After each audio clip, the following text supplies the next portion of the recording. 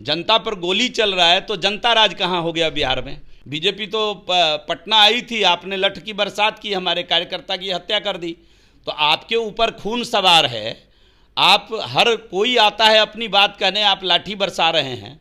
लाठी की बदौलत सरकार चलेगी।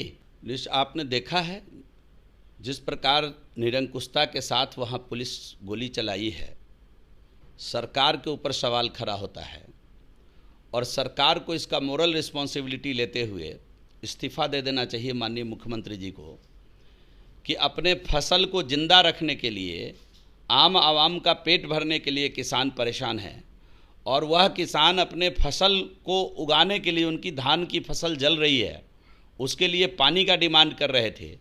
पूरे सूबे में वहाँ 2 से 3 घंटे बिजली मिल रही है, किसान परेशान है, सुखाड़ से परेशान है, दोहरी मार किसान झेल रहे हैं और ऊपर से गोली की बौछार भी उसी किसान के ऊपर। तो कहाँ गए तथाकथित जो लोग आंदोलनकारी थे, वो कहाँ हैं? किसान के लिए जो मरने मिटने की बात कर रहे थे जो लोग, वो लोग कहाँ खड़े हैं? वही तो लोग हैं जो उस समय किसान आंदोलन को समर्थन कर रहे थे, आज किसान के ऊपर गोली चला रहे हैं। तो उनको तो सामने आकर जवाब देना चाहिए और सरकार को तो रत्ती भर भी मोरल रिस्पॉन्सिबिलिटी अगर बचा हुआ है माननीय मुख्यमंत्री जी में, तो उनको इस्तीफ़ा दे देना चाहिए।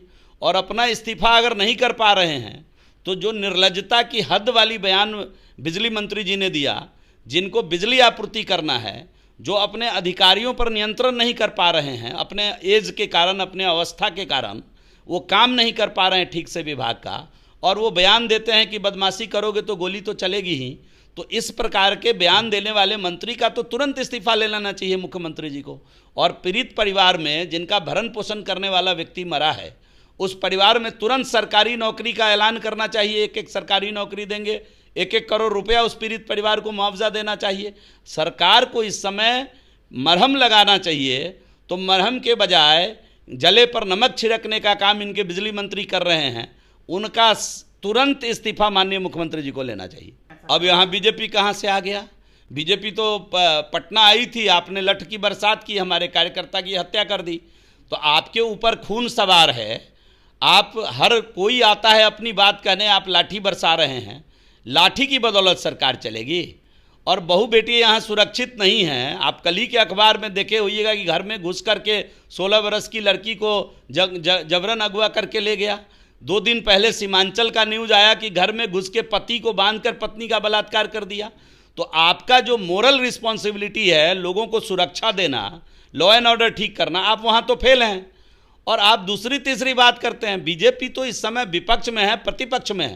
प्रतिपक्ष का काम है सत्ता पक्ष को जगाना, सत्ता पक्ष को चेताना।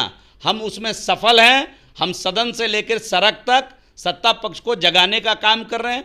अगर ये नहीं जगेंगे तो जनता 24 और 25 में हमेशा के लिए इनको सुला देगी। आप देखिए किधर जनता राज है। आपको लग रहा है जनता राज है?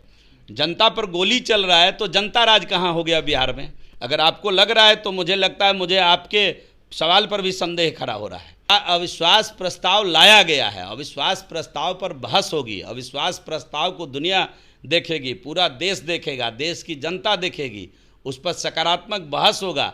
लाए हैं प्रतिपक्ष के साथी, तो हम चाहते हैं पूरा देश उनको देखेगा कि किस प्रकार अपने विषय को रखते हैं और सत्ता पक्ष का जवाब क्या आता है, देखेगी दुनिया।